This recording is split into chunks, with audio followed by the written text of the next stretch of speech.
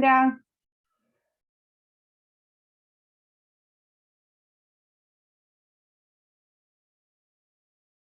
¿cómo estás? Hola, ahí me desmuteé. Me suele pasar que hablo y me dicen, estás muteada. ¿Qué tal? Bien, esperando acá que se unan. Les voy a avisar que ya lo abrí. Bueno, igual es temprano. Sí, sí. Bueno,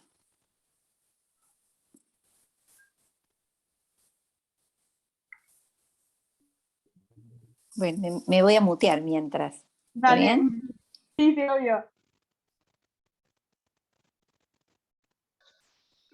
Hola, ¿cómo andan? Bien, ¿vos, Lali? Muy bien. Hola. Tengo un ángulo medio raro porque esta cara me interesa. Ella es otra de las organizadoras, Lali. Hola, ¿qué tal? Gracias por la invitación. Después lo voy a decir formalmente. Se está grabando también. Buenísimo. Después subilo al Drive cuando terminemos, así nos queda para todos. Dale. Yo ni idea de esto, pero bueno, después aparece para guardar, ¿no? O sea, de esto digo de la grabación. Y cuando terminas o sea, cuando terminas la reunión, te dice dónde querés guardar el archivo. Ah, buenísimo. Si no, te lo debería guardar automático. O sea, perder no se va a perder, pero según como lo dice yo en general, te lo pregunta. Genial.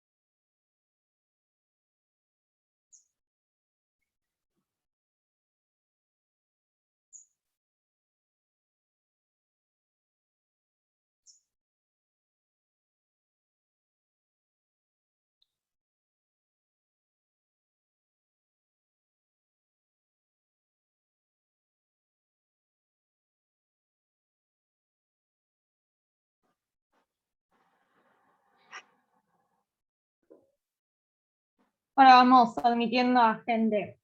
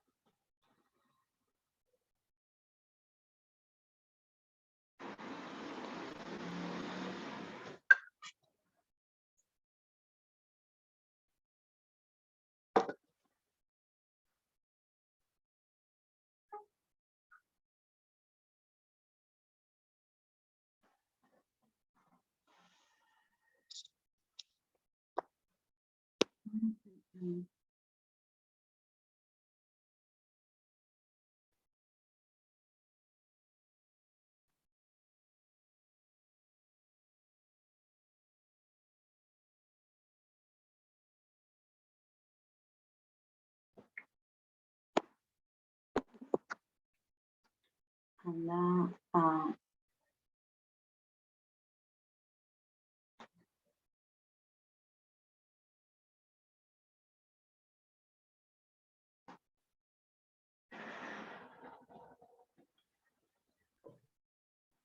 Bueno, viendo los que somos, hago una introducción y después esperamos a cuando se sumen más, los vamos aceptando.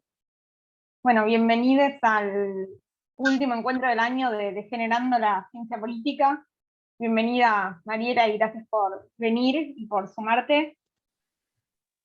En este encuentro vamos a hablar de la Ley de Interrupción Voluntaria del Embarazo, la Ley 27.610, que salió hace casi un año, se aprobó. Perdón. Estoy viniendo gente.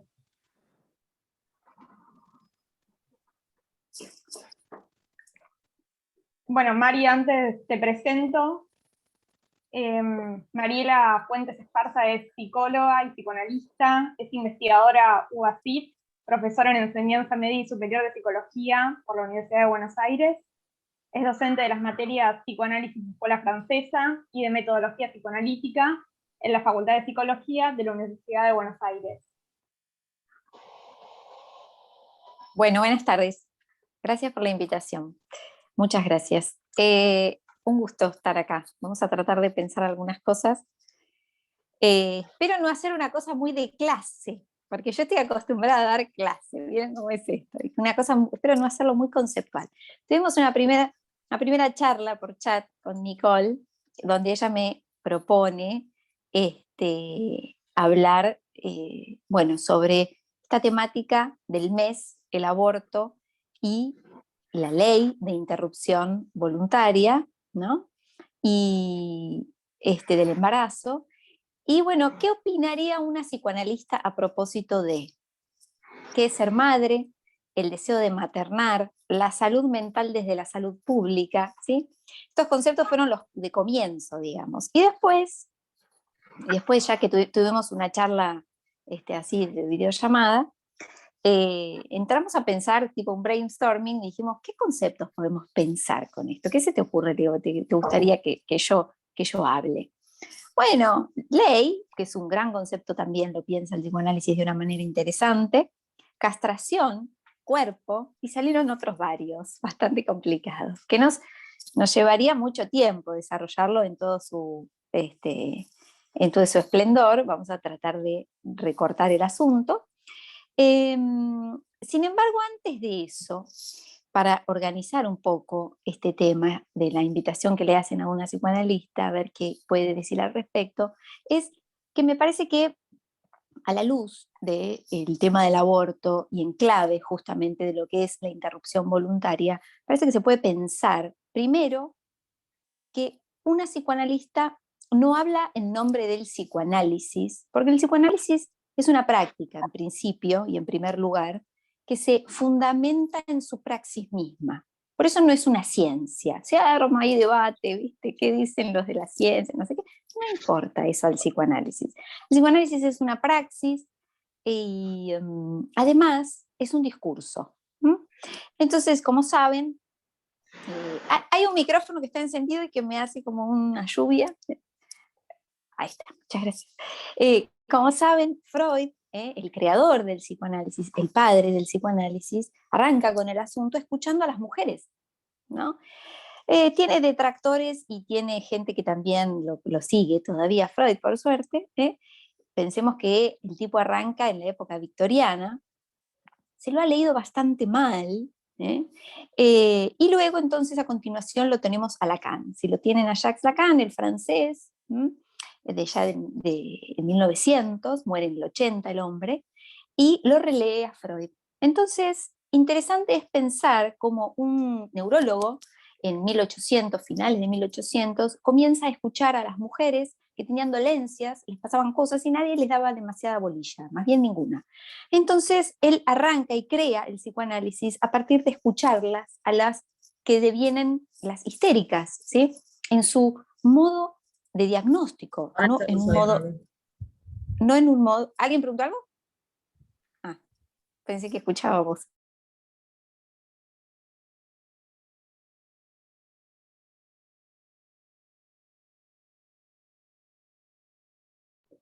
Ay, disculpa. Muteada desde que arranqué. No. No, se te escuchó perfecto. Fue recién. Oh, ¡qué susto! Fue algo igual igual que toqué yo, no tuyo, así que fue un minuto. Perfecto. Bien, dije, Mariela, ¿qué pasó? ¿A dónde me quedé? Te quedaste Que era un Claro, que procedimiento crea el subversivo. psicoanálisis. No, que crea el Ok. psicoanálisis de las histéricas. Esa fue la última frase. Muy bien.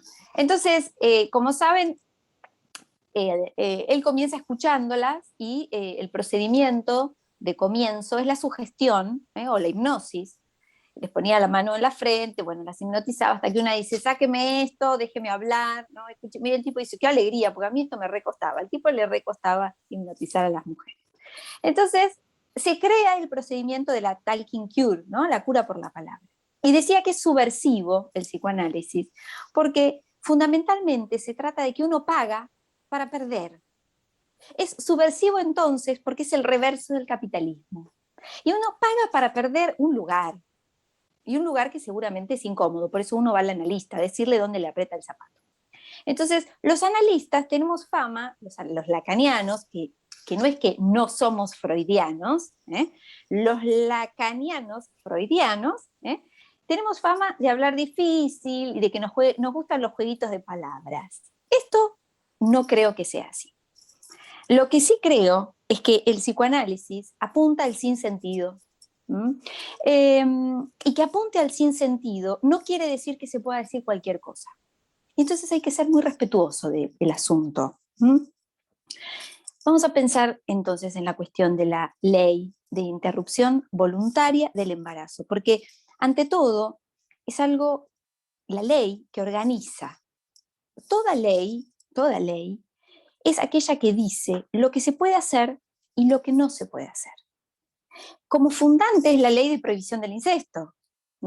Todos sabemos que hay una que está prohibida, todas las demás permitidas. Y esto es como objeto amoroso, no es solo la mamá, la mamita, ¿sí? Esto es algo que se prohíbe para habilitar luego todo lo demás. Entonces, se puede detener un embarazo, ¿sí? Y se puede hacer de determinada manera, con ciertos tiempos, y se puede hacer en un plazo determinado, que contempla la voluntad de una mujer, que por las razones que sean, decide realizar la detención de ese embarazo. No importa por qué, decide hacerlo.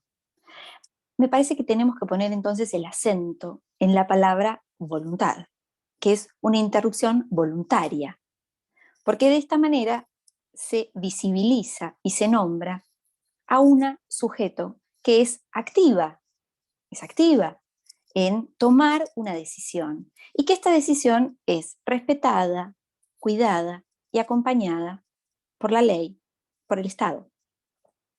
Fíjense que la ley es una terceridad, entonces, cuya función es pacificar y ordenar. La ley es ordenadora porque introduce una medida. No todo es posible cuando la ley se introduce. Introduce una medida, ¿sí? Y entonces lo que permite e instituye es que no todo es posible y que sí lo es, como dije recién. Entonces, este no todo es un concepto que también le gusta mucho al psicoanálisis, a los psicoanalistas. No todo es posible, es interesante porque nos lleva a pensar en ese concepto, en esa palabrita que es la castración. La castración es una operación simbólica. La castración es aquello que permite e introduce que ni más ni menos tengamos una promesa de circulación entre los sujetos que están organizados en una sociedad. La castración es una deuda simbólica en el sentido de que se reinscribe la ley primera vía alguien que la introduce, en términos de castración como algo que permite, algo que habilita. La castración tiene como una mala prensa en ese sentido. La castración es fundamental porque introduce la posibilidad de ser deseantes y de que ese deseo esté regulado. Introduce una normativización edípica, no normalización. No somos normales nosotros, ni anormales tampoco, ¿sí? De modo que la operatoria de la ley en una niña, niño, niñe, es aquella que le asegure, aquella que le permita una salida exogámica, un ejercicio de la sexualidad. Y ese ejercicio será hetero, homo, trans, no importa. Le vas a permitir un ejercicio. Entonces, los modos en que cada quien se posicione respecto de eso, de esa sexualidad, lo hará sexual. Pero esa sexuación, ese ejercicio, no será sin la mediación de un otro, porque necesitamos del otro, de la palabra del otro, porque somos seres hablantes, somos seres de la palabra, somos seres de la cultura, ¿sí? No hay una naturalidad en el ser hablante, no hay macho-hembra, hay orientaciones. Nosotros nos orientamos respecto de algo que nos permite una identificación, ¿sí? A un tipo ideal, entre comillas, no porque haya uno ideal, sino porque es a un tipo ideal del sexo, que nos permite hacer con el órgano, de la manera que sea, con el órgano que nos vino en términos de lo natural. Entonces, podemos pensar una posición sexuada a partir de lo simbólico. Y un elemento fundamental, no sé si lo escucharon en algún momento, y también tiene una mala lectura, que es el falo. El obelisco es fálico, esas cosas que se dicen, no. El falo es un elemento simbólico que permite que tengamos una posición sexuada.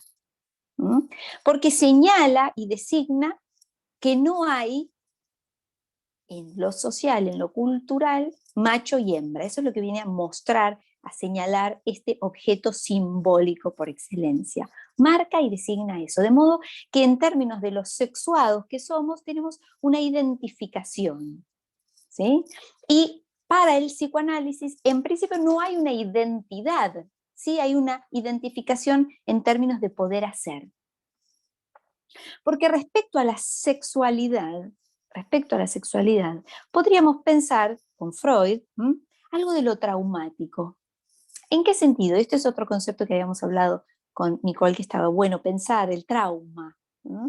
Lo traumático, ¿sí? Respecto de la sexualidad, quiere decir que hay cierto malentendido entre los seres hablantes, porque no es respecto de la genitalidad que tenemos una sexualidad.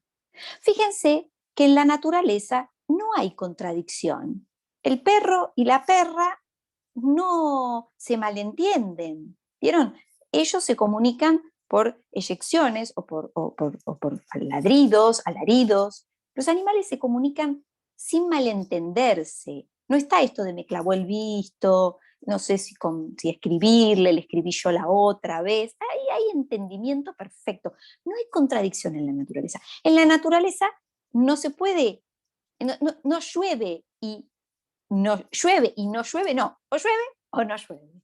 En lo biológico no podemos estar embarazadas o no embarazadas. En lo biológico no hay contradicción. Sí hay contradicción en el ser hablante, necesita poder pensar cosas, poder pensarse en relación a sus propios asuntos, entre ellos un embarazo o una detención de un embarazo. Y seguramente sea con algunas contradicciones, porque no es algo sencillo de abordar como decisión. ¿Voy a detener este embarazo? No voy a detener este embarazo. ¿Sí? Entonces, respecto de eso, entendamos de algún modo cómo el psicoanálisis se posiciona a partir de alojar esa contradicción. Porque en el inconsciente eso subsiste. Y ahora voy a ver por qué digo lo del inconsciente. Subsiste la contradicción. Seguramente ustedes en sus sueños recuerdan que dicen, ¿sabes qué? Soñé que entraba a mi casa, pero no era mi casa. Ajá, y ahí estaba mi primo, pero no era mi primo, porque tenía la barba de mi abuelo, ¿viste? Era una cosa de condensación. Esto sucede en el inconsciente, en la naturaleza no. Entonces, Freud trata de articular el concepto de trauma, porque en ese tiempo Otto Rank, no sé si lo escucharon, decía, hay un trauma del nacimiento. Y Freud decía, no, mira Otto, yo no creo en que eso sea así, para mí tendríamos que pensar en la articulación entre lo traumático o el trauma y algo de lo pulsional, que es un concepto bastante complejo del psicoanálisis, no vamos a entrar por ahí, nos vamos muy, muy lejos. ¿Sí? Entonces, este tema, dice Freud, no es un trauma del nacimiento, dice. Se trata de otra cuestión, que está ligada al cuerpo, que el cuerpo nos da un trabajo, porque no tenemos un cuerpo natural, ¿no?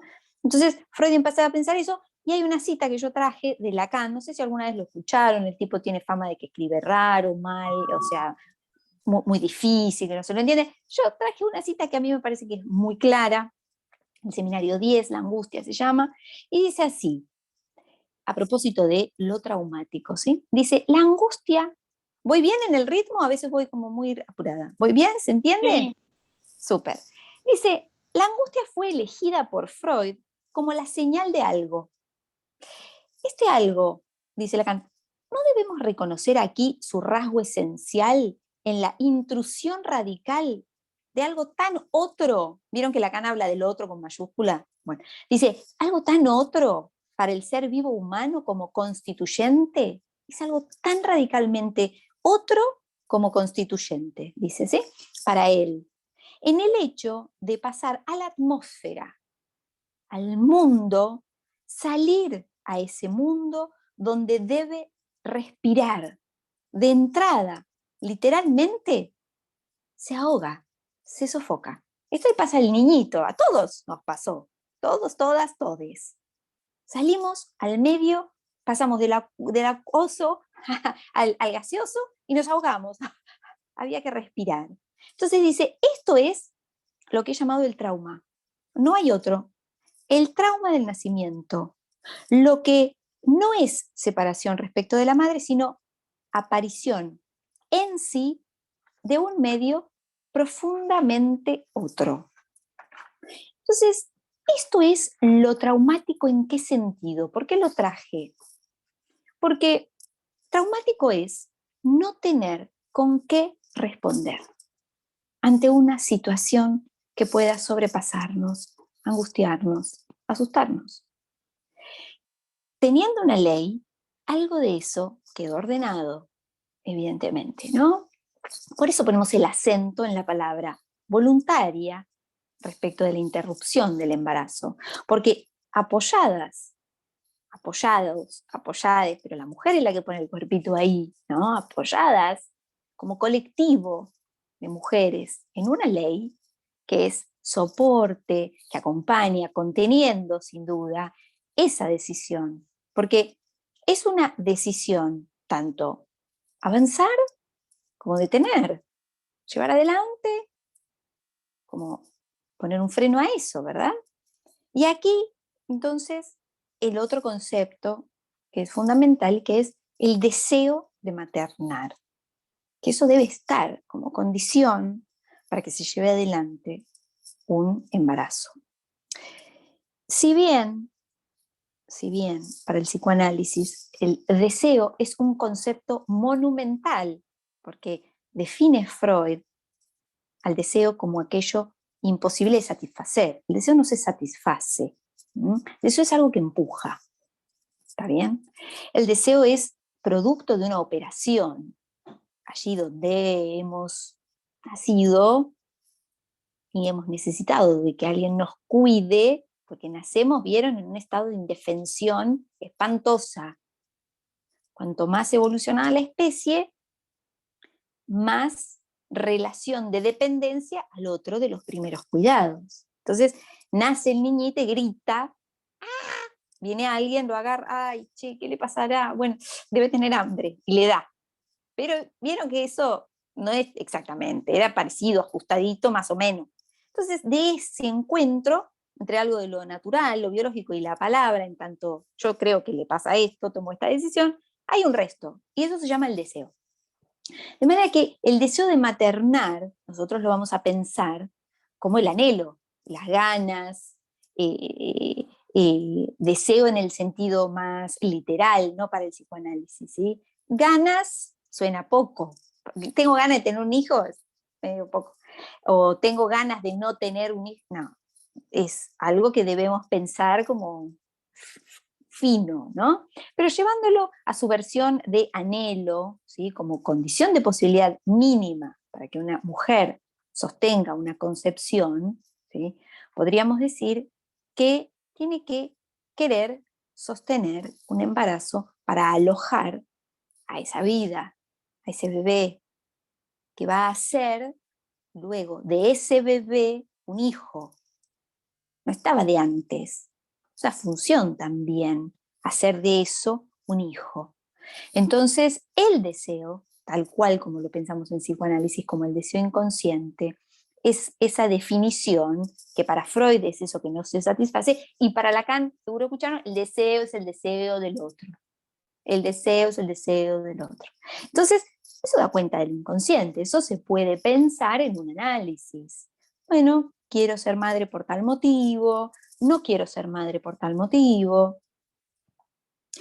¿Y cómo es que sabemos de eso? Porque en la medida que uno dice deseo tal cosa, para el psicoanálisis eso ya no es deseo, porque no se ponen palabritas, es inconsciente, da cuenta de una posición en relación a un otro que nos determinó. Pero sí podemos, en esa escucha que se hace en el análisis, pesquisar algo de la posición respecto de querer sostener o no esa función. ¿Sí? Mucho tiempo atrás, una analizante se preguntaba si quería seguir sosteniendo su maternidad. Otra se ha preguntado si quería sostener ese embarazo. ¿Sí? Y entonces, eso se puede pensar en un análisis. Respecto de maternar o no maternar, entonces decimos, esa mujer quiere sostenerlo o no quiere, ¿no? En términos de deseo, como decía, inconsciente. Hice esta salvedad nada más para dejar en claro cómo lo piensa el psicoanálisis. Nosotros hablamos de deseo de maternar en el sentido coloquial, por supuesto, no nos vamos a poner tan puntillosos, ya que invitaron a la psicoanalista les dice la diferencia, ¿no? Ahora bien, podemos pensar entonces en querer, en desear, como anhelar, ¿sí? Tener un hijo para poder sostener y poner el cuerpo del modo que hay que ponerlo, que es con una exigencia muy alta poner el cuerpo en un embarazo, durante y después. No es solo el embarazo, por supuesto. Entonces, ahí la otra pregunta que es, ¿qué es ser madre? ¿Qué es ser madre? Para el psicoanálisis, ser madre y ser padre son funciones simbólicas. Funciones como en matemáticas, ¿vieron? La F paréntesis X, el phi de X. Es una función materna. También hay una función paterna. Lo que no quiere decir es que tenga que haber una señora y un señor para cumplir esto. Puede haber dos, no sé ni cómo decirlo, ¿vieron? Dos chicas, dos chicos, una chica y un chico, no importa. Puede no haber más que un genitor o uno que adoptó, pues se entiende la variedad. Y eso el psicoanálisis lo contempla en términos de funciones. Hay un muchacho famoso, nunca me viene el nombre, es muy alto y rubio, que tiene un nenito rubio. Marley, ¿no? Disculpa. Marley, ¿cierto? Lo charlamos y se me lo había vuelto a olvidar. Marley tiene un niñito que cría, ¿verdad? Entonces, Marley opera de lo materno, ¿en qué sentido? Además de porque hace funciones socialmente establecidas que debe hacer, digo comillas, ¿no? Una mamá, el hombre Marley, el muchacho, es el simbólico que recibió como pura posibilidad, ¿sí? Esperó a ese niñito, niñete, no importa, a ese ser. Y luego hará de la función paterna, ¿en qué sentido lo paterno? Lo que pone medida, introduce ley, lo paterno, lo que no quiere decir que lo paterno lo lleve adelante un señor con barba. No, puede hacerlo muy bien una chica, chique, chico. Son funciones, ¿sí? Entonces, digamos que hasta nuevo aviso, porque somos mamíferos, una persona que tiene un útero es quien puede llevar adelante un embarazo. Y en principio es eso lo que sabemos. Pero en lo simbólico, y ahí a esto es lo que viene a cuento de lo que veníamos hablando, en lo simbólico son funciones sociales, culturales, donde cada uno, como X, en el sentido de phi de X, ocupa como variable eso y lleva adelante esa función.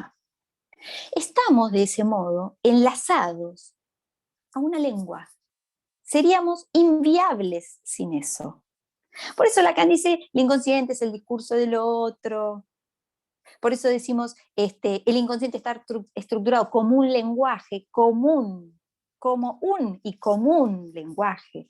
Por eso el deseo es absolutamente propio, no hay deseo compartido. Deseo es mi deseo inconsciente. Otra discusión, Freud, Jung, deseo inconsciente colectivo. Freud decía, no, el inconsciente es absolutamente propio. Lacan dice, hay un inconsciente para cada quien, presente para todos, todos tenemos uno, cerrado a cada uno, de modo que lo que cada una quiera hacer respecto de seguir adelante o no con ese embarazo es absolutamente singular. Sin ese lazo a la lengua, somos una especie inviable. Entonces, lo materno como lo simbólico es pura posibilidad donde se va a organizar una ley que va a ordenar lo que no y lo que sí. Como el margen de una hoja, ¿vieron? Si a un niñito ustedes le dan una hoja en blanco, el niñito mira así y dice, ay, esto es un montón, ¿por dónde empiezo a dibujar? Si le hacen un cuadradito, les dicen, acá adentro empieza a dibujar. Ah, mira, es pacificador en ese sentido lo legal, organiza, introduce un límite de acá para acá, no. Y de acá para acá, sí. Esto está permitido. La ley de interrupción voluntaria del embarazo es lo mismo. Es el procedimiento que se puede realizar, pero no en cualquier momento y no de cualquier manera. Hay condiciones que deben cumplirse, pautas, protocolos. Uno va al hospital y le dicen, bueno, señora, señorita, bueno, tenemos que chequear el test, se hace el test sub-beta, tenemos que chequear que ese embarazo esté en su lugar, que no sea ectópico, vamos a hacer una ecografía. Con la ecografía vamos a ver qué medicación entonces se le va a dar. Esos protocolos entonces hacen que haya un funcionamiento puesto al servicio de una mujer que decide no continuar con un embarazo. Insisto, por los motivos que sean, no desea continuar. Y eso mismo es representar y cuidar el cuerpo de una mujer. Porque nosotras, nosotros, nosotras tenemos un cuerpo biológico, de eso se encarga la medicina. Tenemos un cuerpo imaginario, tenemos la representación psíquica del cuerpo, eso que vemos en el espejo, ¿vieron? Ay, hoy mira cómo me levanté, cómo tengo la cara, qué desastre, no sé qué, bueno. Tenemos un cuerpo en ese sentido imaginario, la imaginarización del cuerpo. Y también tenemos un cuerpo recortado por la palabra, un cuerpo que el otro ha hecho un cuerpo de bordes. ¿Vieron? Seguro escucharon, zonas erógenas, lo oral, lo anal, lo escópico, lo invocante.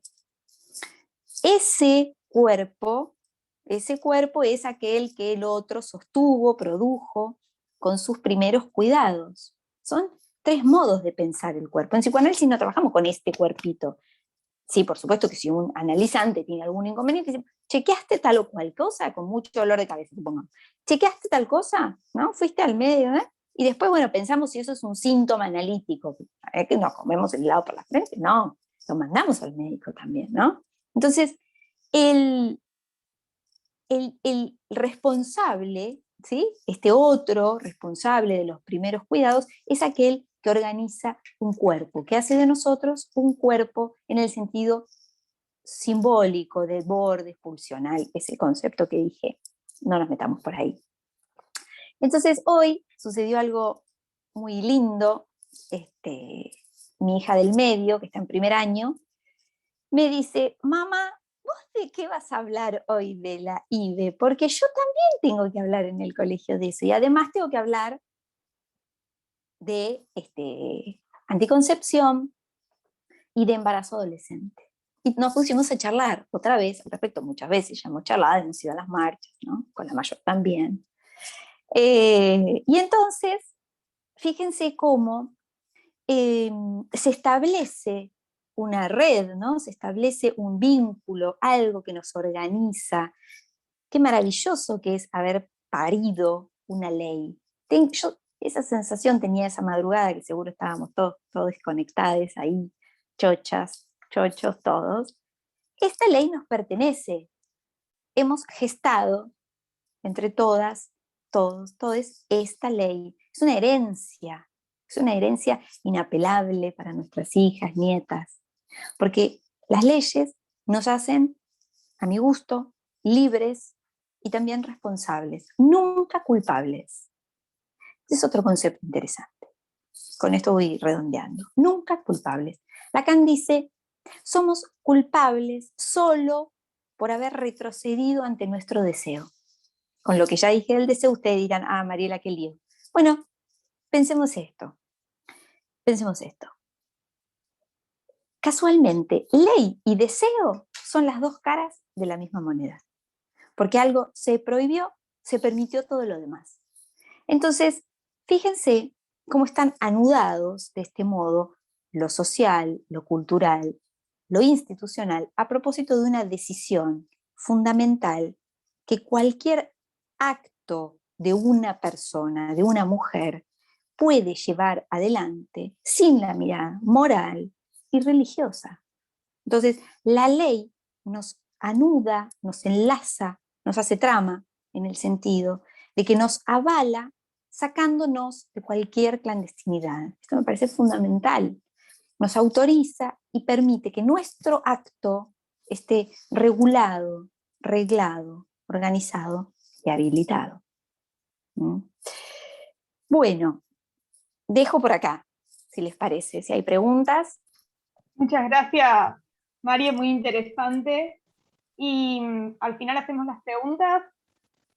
Y ahora me toca presentar a nuestra segunda expositora. Bienvenida, Julieta. Si tienen preguntas pueden dejarlas también en el chat y luego las leemos. Y Julieta es médica especialista en medicina general y familiar, integra la red de profesionales de la salud por el derecho a decidir Argentina en el conurbano sur de la provincia de Buenos Aires. Hola, buenas tardes. Bueno, disculpen un poco la demora en la conexión. Para hablar un poco, la invitación era hablar sobre la implementación de la ley IBEM, pero antes me parecía interesante también retomar un poco de cómo llegamos a esta ley y de qué era también lo que pasaba en el sistema de salud previo a la ley, para poder pensar, bueno, por qué sí o no se está garantizando su implementación. La red de profesionales por el derecho a decidir surge como una estrategia de la campaña por el aborto legal, seguro y gratuito, para empezar a construir la ley dentro del sistema público de salud. Y eso es importante porque en estos 5 o 6 años que venimos como red, pudimos generar los efectores que hacen que la implementación haya sido mucho más adecuada o más rápida que a lo mejor otras leyes, como la ley de salud mental, que al no haber podido trabajarse eso dentro del sistema de salud, ya llevamos un montón de años con la ley y todavía no se cumple. Entonces, como reconocer también ese caminito que lleva a los dispositivos. En Argentina, el aborto previo a la sanción de la ley era legal por causales desde 1921. Esto es, desde el Código Penal decía cuáles eran los abortos punibles y los abortos no punibles. Y ya hace varios años que veníamos pensando, bueno, entonces lo que es no punible es legal. Entonces la interrupción legal del embarazo era el marco legal que teníamos anteriormente. Argentina toma la definición de salud de la OMS, que es cualquier estado de bienestar biopsicosocial.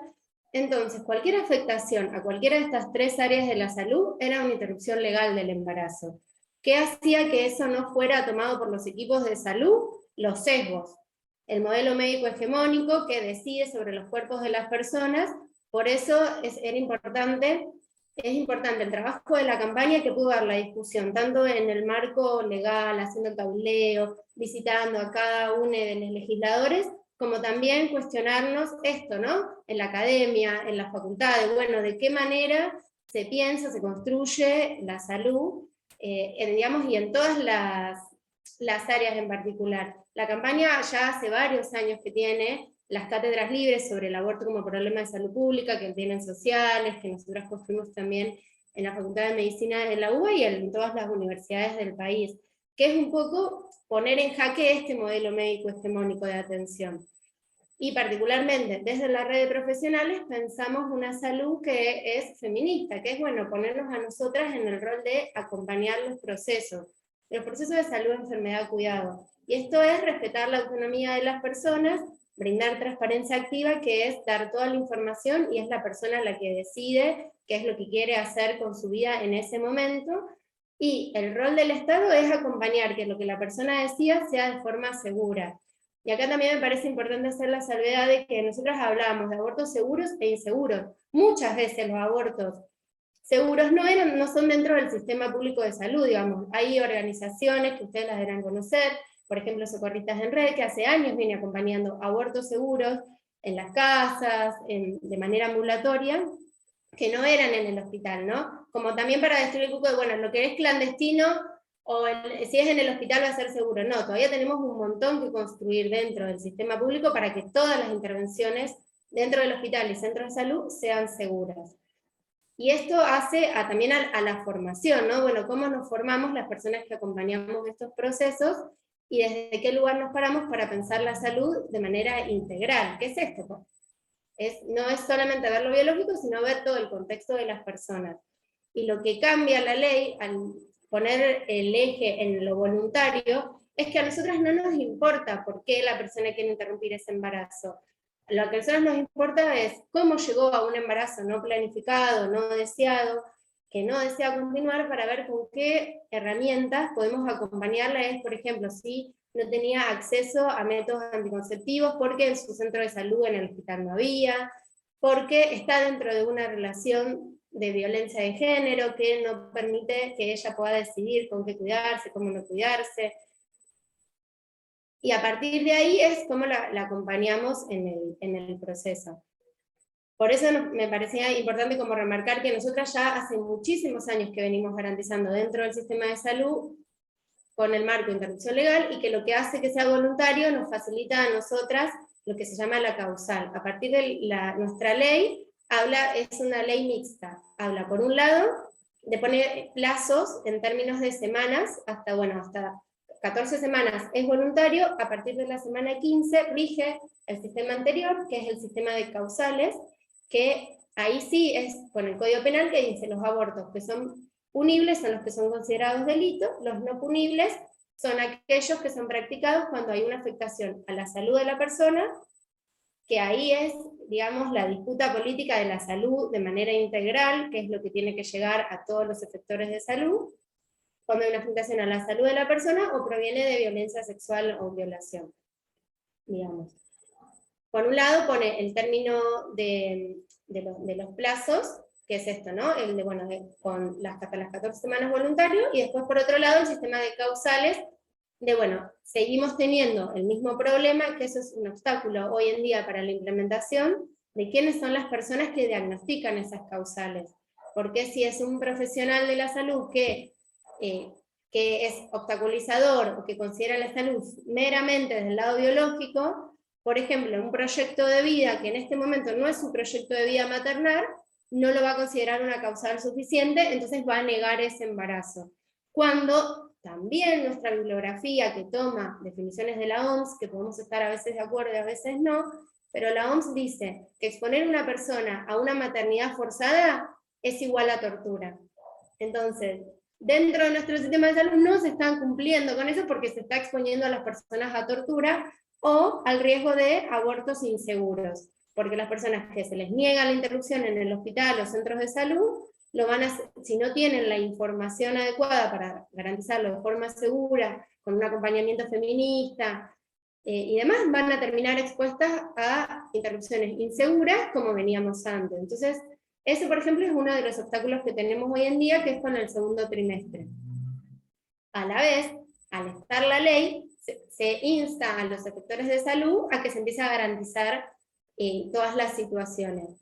Todavía hay muchos equipos de ginecología que no están de acuerdo, y como se ven obligados porque interviene el programa de salud sexual, porque intervienen otros profesionales que ya derivamos la causal y solamente tienen que garantizar la interrupción, terminan ejerciendo violencia sobre las personas que deciden interrumpir. ¿De qué manera? No dándoles analgesia, exponiéndolas a prácticas que son consideradas tortura todavía, como por ejemplo el legrado, que es más conocido como el raspado, cuando eso ya debería haberse desterrado. Hoy en día en Argentina tenemos no solo en nuestros protocolos de salud, sino al alcance las técnicas que son lo que se trata de llegar al gold estándar, que son las técnicas de mejor calidad, que son las que son con menos dolor, que sería el tratamiento con misoprostol y con la técnica de AMEU para lo que es primer trimestre, y estamos dando todavía la pelea, que eso me parece importante remarcar, de que en Argentina la ATMAT apruebe la mifepristona para lo que son las interrupciones de segundo trimestre,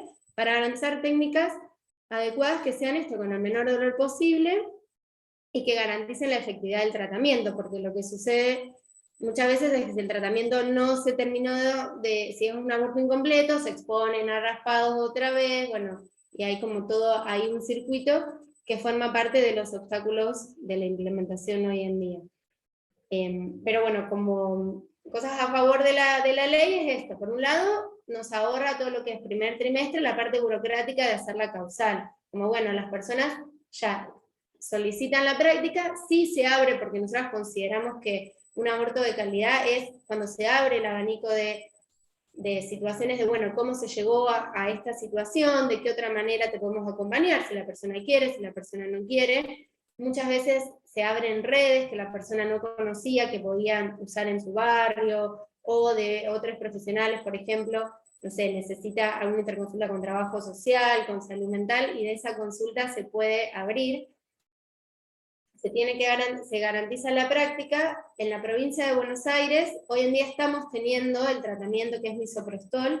En algunos efectores lo tenemos en la farmacia, esto es en los centros de salud y en los hospitales, y en muchos otros forma parte todavía de los obstáculos de la implementación, los tienen las secretarías de salud de los municipios, entonces hay que pedirlo, y hasta que el misoprostol llega, eso lleva una demora, pero en comparación a otras provincias, estamos un poco más avanzadas. En otras provincias todavía cuesta mucho acceder al misoprostol, y eso es otro obstáculo de la implementación, de que hay muchas provincias que entienden que por ser un país federal, si no están de acuerdo con la ley pueden no cumplirla, y es una ley nacional, y está mal decir que, por ejemplo, en Santiago del Estero no es legal el aborto. No, el aborto es legal en todo el país.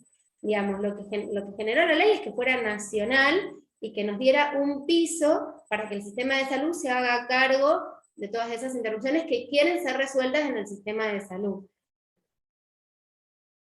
Falta todavía que los gobiernos provinciales se hagan cargo de eso, y eso es denunciable. Digamos, en nuestro protocolo hay penas que son desde administrativas hasta penales para todos los profesionales que obstaculizan, que dan mal la información, que dicen esto que no es legal, o que no hacen una derivación oportuna. Lo que pasa es que no se puede estar atrás de cada, en este momento, digamos, no está la capacidad para estar atrás de cada persona que obstaculiza, por eso siguen obstaculizando, y por eso sigue todavía, a pesar de la ley, habiendo un montón de interrupciones que son de riesgo, que no llegan a la guardia del hospital, porque se siguen utilizando el perejil, las pastillas compradas en el mercado informal, sin saber cómo utilizarlas. Entonces es muy importante poder dar la información clara, que en Argentina es legal en todo el país, que el programa de salud sexual tiene el 0800 para pedir información. Nosotros tenemos la red de profesionales en la página, donde está el recursero de todos los dispositivos que garantizan por lo menos nuestra perspectiva de salud integral, de género, de derechos. Falta, pero bueno, lo que sí por lo menos hizo la ley fue masificar un poco eso, y también que muchos profesionales que con el marco legal anterior, que deberían estar garantizando igual porque nada lo impedía, se sientan más seguros, y ahora se animen a participar en los equipos interdisciplinarios, se animen a hacer más capacitaciones, que antes, por cuestiones que eran de servicio, no se permitían, o tenían miedo, o quedaba como ese gris que teníamos con el marco legal anterior, que era, bueno, ¿cómo entendés cada uno la salud integral? Bueno, no, ahora ya no hay un gris, todas las personas que quieren acceder lo piden, y el Estado lo tiene que garantizar.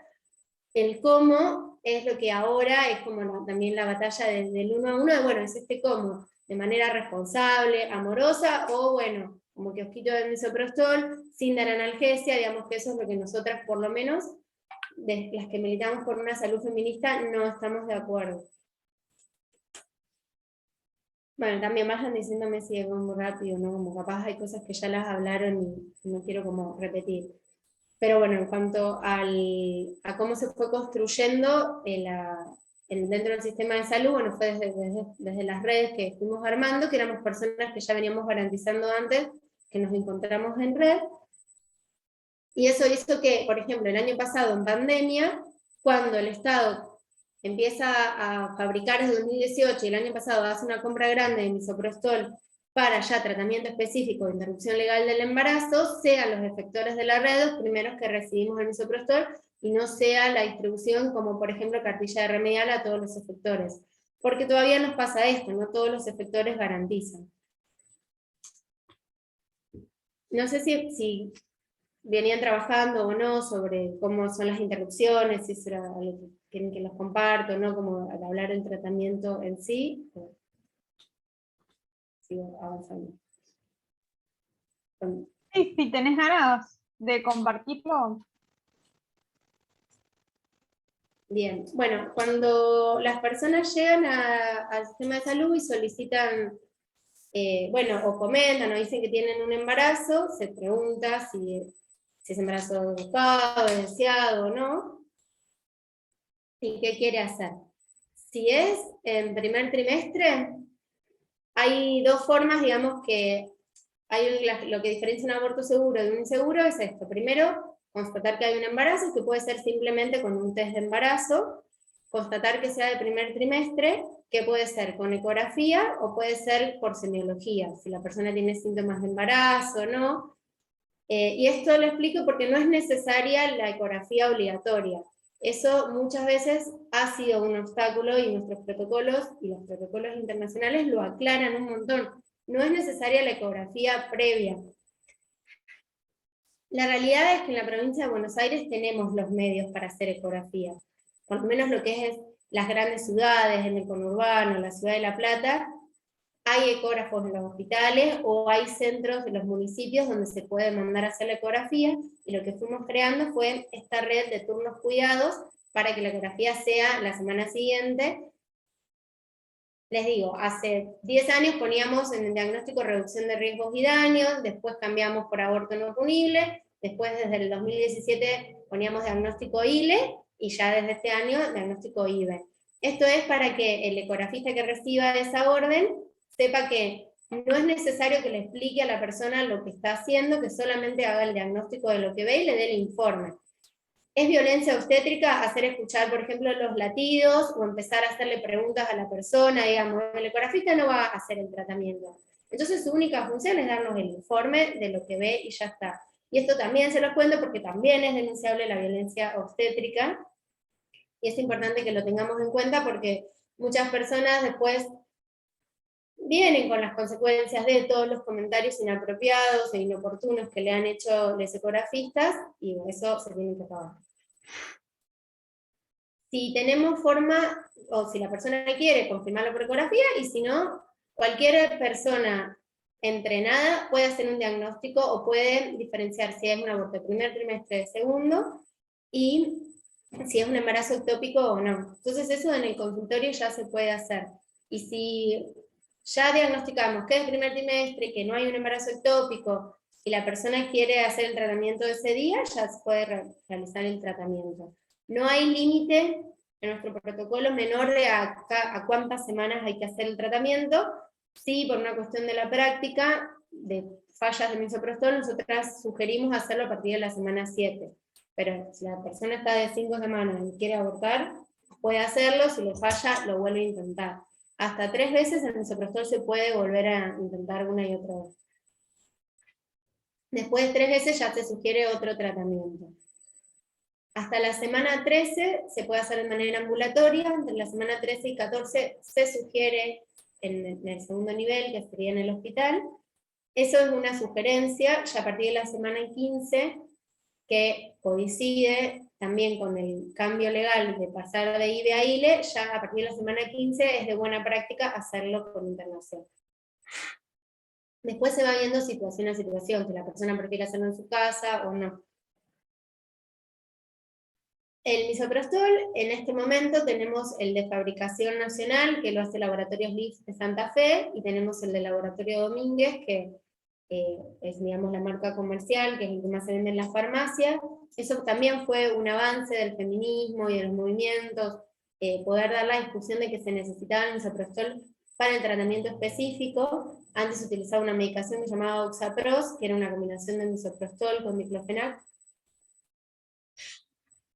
Se usaba para otras cosas y también para interrupción. Hoy ya tenemos, desde el 2018, ya tenemos ya los tratamientos específicos para interrupción.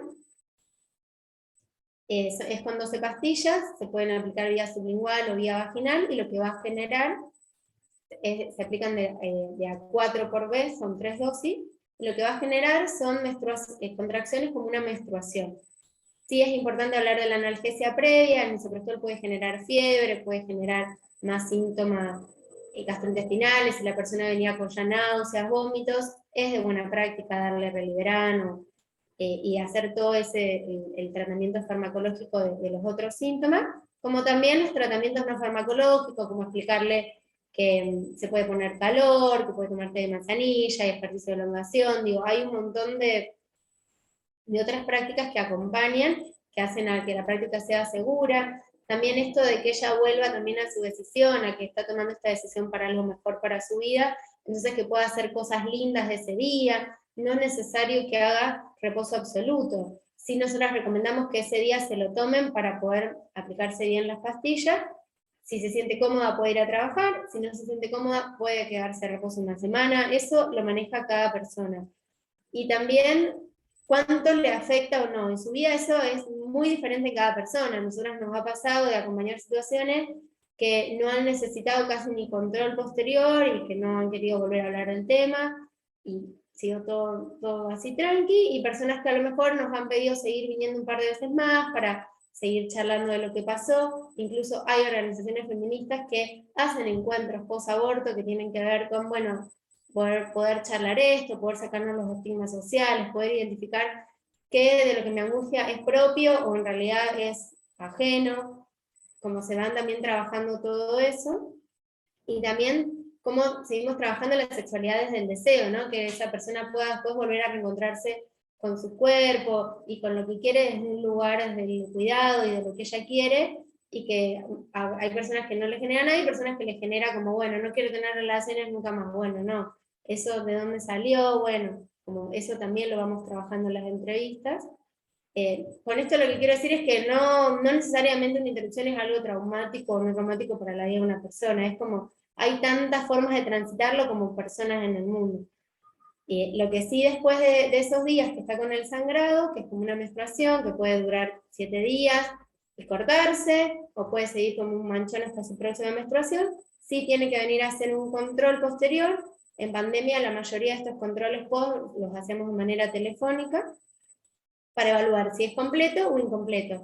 Y ahí vuelvo a lo mismo. La ecografía posterior tampoco es obligatoria, no tiene que ser una traba en el acceso.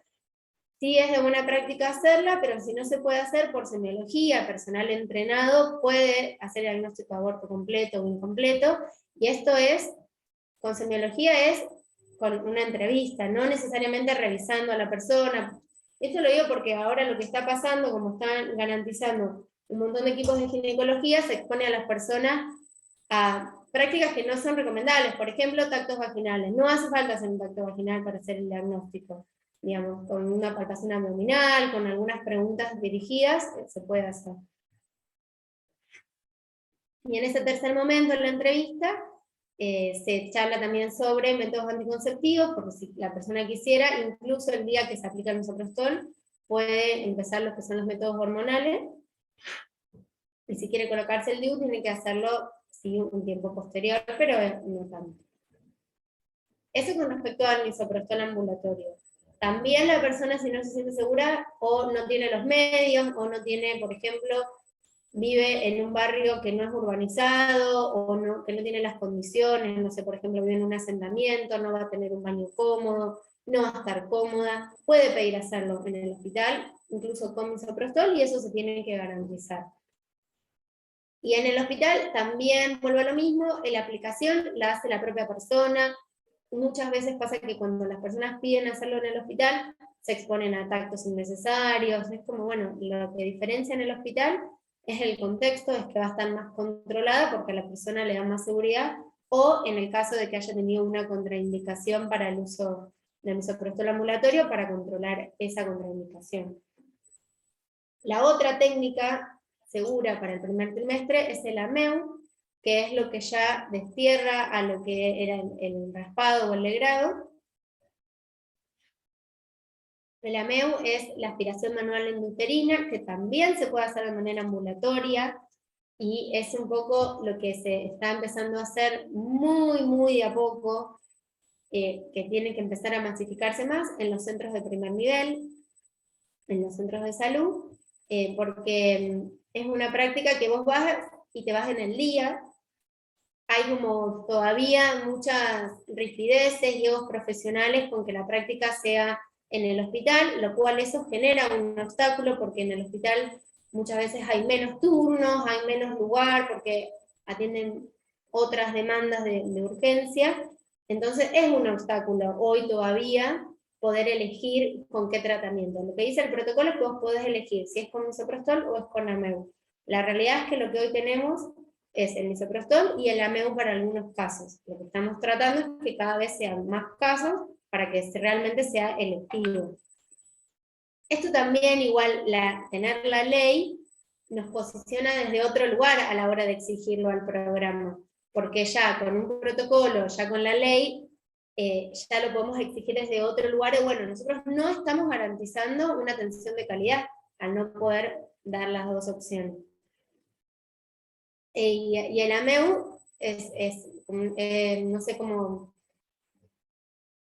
profundizarlo, hasta dónde profundizar o no, pero sería, vos vas en el día, se te coloca medicación que es para ayudar a dilatar el cuello, que es misoprostol, se da también analgesia, son después de 2 horas, si alguna persona acá se ha hecho un Papá Nicolau, es muy similar, vos te pones una posición ginecológica, y se coloca unas cánulas, que es lo único que ingresa al útero, que eso diferencia de los otros instrumentos que se usan en el raspado, que son de metal, que literalmente raspan el útero, y eso genera, después que vos puedas tener un problema en tu futura fertilidad, al ser cánulas de plástico que están estériles, que la interrupción se hace por aspirado al vacío, que es como una jeringa gigante que lo que hace es extraer el contenido uterino. Eso cuida también los órganos sexuales y hace que no haya una afectación a la fertilidad futura. De hecho, tanto por AMEU o por misoprostol, a los 10 días de una interrupción se vuelve el ciclo menstrual, se vuelve a ovular y está el riesgo de un nuevo embarazo a los 10 días de una interrupción. Entonces eso también siempre hay que aclararlo, si no es una gestación lo que se desea al corto plazo, de, bueno, pensar qué herramientas hay para usar los métodos anticonceptivos. Luego de eso, hay una espera que es de una observación, y si está todo bien te vas a tu casa. Entonces, la verdad es que hoy las técnicas que tenemos para interrupciones seguras en primer trimestre son ambulatorias y deberían poder llegar a todos los sectores de salud. Y después las técnicas que son en segundo trimestre, sí, que son con internación en el hospital, son un poco más complejas, pero también se deberían garantizar con la misma calidad de atención que las de primer trimestre.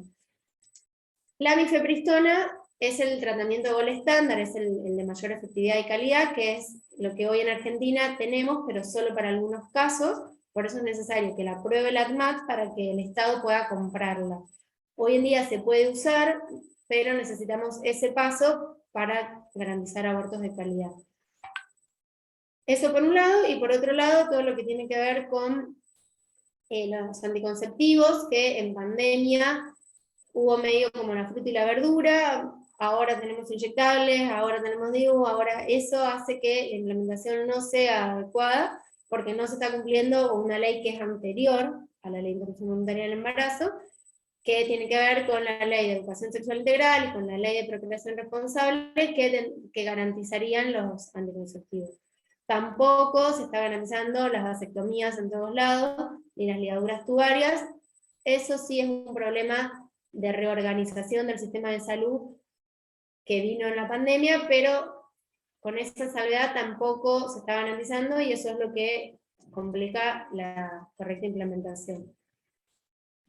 Para no ya irme más por las ramas con los tratamientos, desde la red de profesionales acompañamos decisiones y procesos, así como acompañamos interrupción del embarazo, también acompañamos embarazos, y también cuando ya no se puede garantizar la interrupción, se da la opción de adopción. Entonces una persona puede terminar un embarazo y se está aceitando todo el circuito para garantizar que la persona dé en adopción con todos los términos que implica también lo de la ley de adopción, si quiere conocer o no quiere conocer al producto de la gestación o no, o cuántos días quiere pasar con eso o no. Eso también es una opción, digamos. Lo que se da la discusión, que me parece que es lo interesante, el protocolo nuevo, sobre todo para los profesionales que son objetores y obstaculizadores, es que las consejerías son en derechos. Nosotros antes hablábamos de consejería en opciones, pero ahora también, bueno, es el derecho de la persona elegir hasta dónde, cómo, cuándo, y ahí es responsabilidad del Estado garantizar que eso sea acompañado de forma adecuada y de calidad. Entonces, bueno, también desde la red trabajamos mucho en eso, y en todo lo que tiene que ver con la educación sexual integral, en articulación con otras instituciones, que son con la red de docentes de la campaña, que es en educación. Y otra cosa que me parece importante para cerrar, remarcar de la implementación de la ley, es todo el trabajo que está haciendo la campaña ahora, para poder que realmente no haya presas por abortar. Porque hay muchas personas que han sido judicializadas, que incluso no se les ha explicado por qué, que tiene que ver con eventos obstétricos, que en realidad era por abortos. Bueno, ahora la ley lo que va a cambiar es que esas personas que por lo menos ya tienen la carátula de que están detenidas y fueron presas por abortos, ya no sería, digamos, una obligación y deberían entrar en libertad. Todo ese caminito judicial es muy lento, pero eso se está haciendo y eso también lo abrió o lo facilitó también la ley. Bueno, gracias. Bueno, muchas gracias Julieta también. Ahora nos sumamos a las preguntas tanto para María como para Juli. No sé si hay. Yo quería hacer una pregunta. Primero igual, mi pregunta es para Julieta, pero quería decirle a Mariela que me re gustó la exposición, como la mayoría creo que todos somos de ciencia política y está bueno, nosotros siempre lo vemos como desde ámbitos colectivos y está bueno verlo por ahí desde un punto más individual, que creo que el psicoanálisis trae bastante bien, un pantallazo nuevo además. Y yo le quería hacer una pregunta a Juli, a ver si sabía si hay algún tipo de estadística o se piensa hacer algún tipo de análisis para saber qué tan efectiva está siendo la ley o puede llegar a hacerlo también para saber cómo ir mejorando. Sí, hay estadísticas que son del programa de salud sexual, que se van presentando por semestre. Nosotras, y como red, también tenemos como nuestras estadísticas propias, que también las compartimos con el programa para mejorar estas estrategias. Y lo que nosotros fuimos viendo, esto te digo a nivel nacional y después particularmente en la provincia de Buenos Aires, que es donde yo trabajo. En el 2018, después de lo que fue el debate, aumentó el doble las consultas para interrupción, porque las personas ya venían con más información, y por más que no haya salido la ley, muchas ya sabían que estaba el marco de la interrupción legal del embarazo, y se animaban a preguntar, o ya no había tantos estigmas sociales, entonces eso aumentó en general las demandas.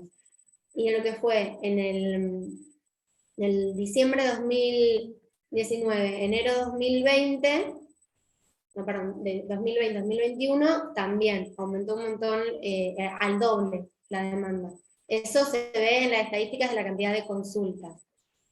Lo cual demuestra que no es como muchos antiderechos decían, bueno, entonces ahora porque está la ley todas quieren abortar. No, todas esas interrupciones iban a acontecer de todas maneras. Lo que generó es que lo hagan dentro del sistema público de salud. Eso es como también la discusión de cuando vemos estos saltos en la cantidad de consultas. Pero eso sí, hay datos estadísticos. Yo ahora, bueno, justo no los tengo a mano, pero se pueden compartir, esos son datos que son públicos, que nos brindan para hacer el análisis, y también el análisis de la cantidad por ejemplo, de semanas en las que las personas llegan a consultar.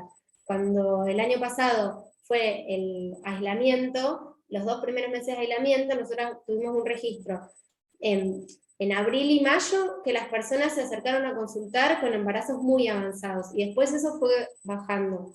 En enero y febrero de este año pasó lo mismo. Y nos permite analizar, bueno, ¿por qué? Porque muchas personas no sabían que podían interrumpir, con la ley sí, entonces se acercaron con sus embarazos que acontecieron antes de noviembre, diciembre, y cuando ya hay una difusión un poco más masiva de la información, vemos que de nuevo las personas se acercan a consultar con embarazos cada vez más tempranos. Incluso con embarazos que las ecografías todavía no llegan a ver. A las 4 semanas todavía la ecografía no lo llega a ver y vos tenés el test de embarazo positivo. Eso también nos permite. Y hay que registrar todo. Nosotras insistimos mucho con cargar la estadística, con cargar los Excel, porque es lo único que después nos da la herramienta para pensar las políticas públicas, y eso insistimos un montón. No sé si... Sí, perfecto. Era más que nada para eso, para ver si en esta cuestión de en algún punto si están disminuyendo los abortos clandestinos, digamos, que está siendo efectiva la ley, y un poco era para eso. No sabía que antes también se hacían estadísticas, está buenísimo para esto, para políticas públicas futuras y seguir manteniendo la ley, básicamente. Así que mil gracias.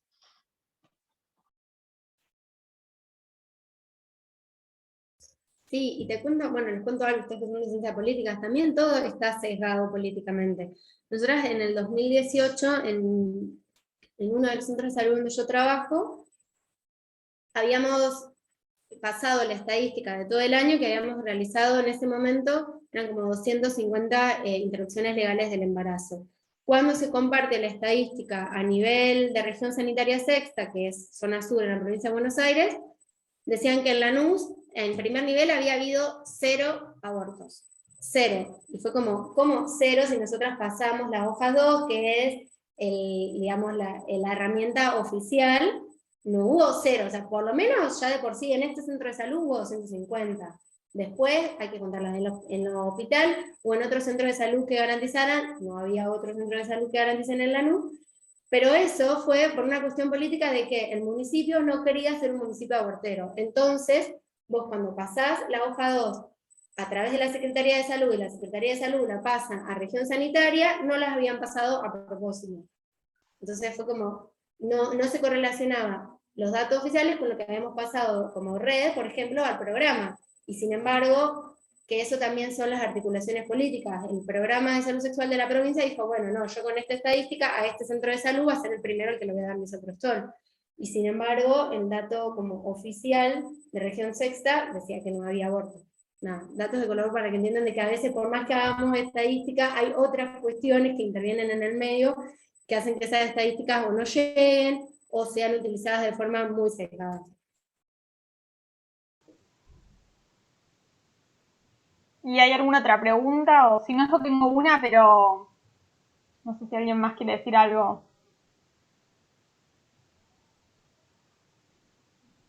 Yo les iba a preguntar a las dos, o a la que quiera responder, si piensan que dentro de, no sé, por ejemplo, 10 años, vamos a ver esto de otra forma, así como cuando, no sé, decimos que antes no existía la ley del divorcio, la ley de matrimonio igualitario, cuando, no sé, mi sobrina que tiene 10 años, no sé, se sorprenden por estas cosas, por ejemplo, ¿cómo lo ven ustedes?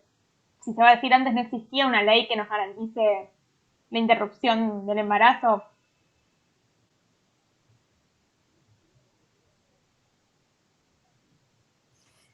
Bueno, Juli, contesto después. Sí, totalmente eso que hablábamos también, ¿no? Con Nicole, totalmente. Pues en mi época, tengo 45, en mi época los que tenían padres separados era como, oh, qué terrible. Después, bueno, divorcio existe, la gente se puede separar, entonces también eso cambia el contexto de la elección y de la libertad respecto de elegir en lo amoroso también. Eso deja de estar regido puramente por lo religioso, y está regulado, autorizado y permitido por la ley. Entonces, la ley es lo social también, ¿no? Lo que nos permite, nos avala, nos autoriza, nos protege en algún sentido. Para mí es enorme el cambio, es diametralmente opuesto. Aparte, bueno, mis hijas no podían creer que eso no existiera de antes, así como no pueden creer que no existía, no sé, el televisor toda la noche. Bueno, igual, ¿cómo no existía? ¿Cómo puede ser que no existía el aborto legal? No puede ser. Así que me parece que es maravillosa la diferencia que va a haber para todas, todos.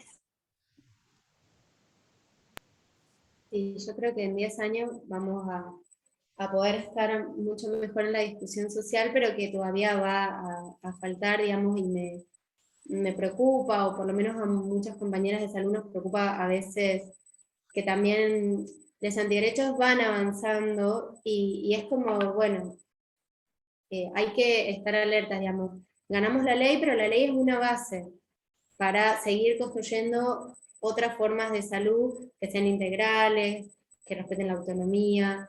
Y sí, yo creo que en 10 años va a poder ser mucho más frecuente, o vamos a poder hablar del aborto desde otro lugar, pero digo, del aborto se viene hablando hace muchísimos años más. Digo, acá ganamos la ley gracias también a un movimiento feminista que en Argentina desde hace 35 años están los encuentros plurinacionales, y desde antes más, digamos, como me parece que la discusión sobre las formas integrales de vivir va a seguir estando. Y también lo que es educación sexual, todo lo que es con anticoncepción y todo que se está dando, que realmente no es lejano en el tiempo que se den en los colegios. También eso es asombroso que eso antes no lo tuvieran, usualmente. Y que los chicos, las chicas, les chicas hoy sí lo tienen. Así que eso me parece también crea un simbólico distinto, y poder pararse desde otro lugar respecto del cuerpo, de la responsabilidad, del disfrute del cuerpo.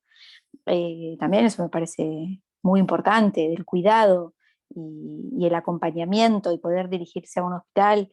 Y esto que decía Julieta, que en algunos hospitales entonces toman como obligatorio, por ejemplo, esto es lo que yo tenía como información, el procedimiento de ecografía para confirmar el embarazo. Se ve que esto es algo que deberían saber, que no es obligatorio, pues no lo saben todos los hospitales, o al menos lo piden cuando no deberían.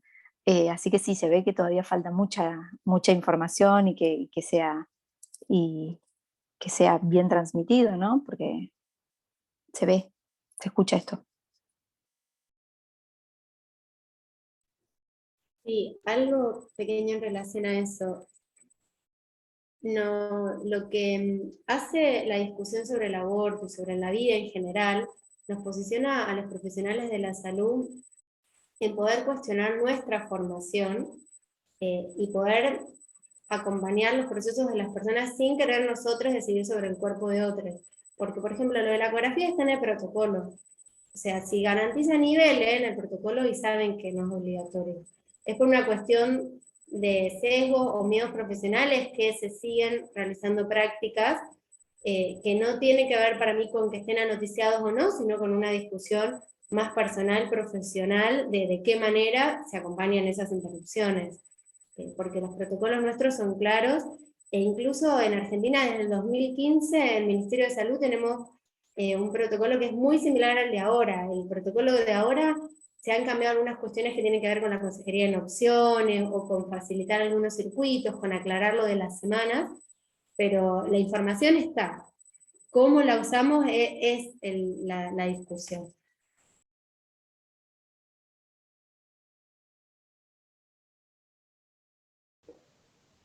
Bueno, si no hay más preguntas, cerramos.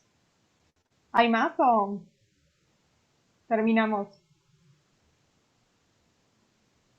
Bueno, les agradecemos a las dos por haberse sumado a este último encuentro de Degenerando. Gracias. Y después les mandamos la grabación también, estuvo muy bueno. Ambas exposiciones. Gracias por la invitación. Un gusto, Julieta, compartir el espacio. Y muchas gracias por la invitación también.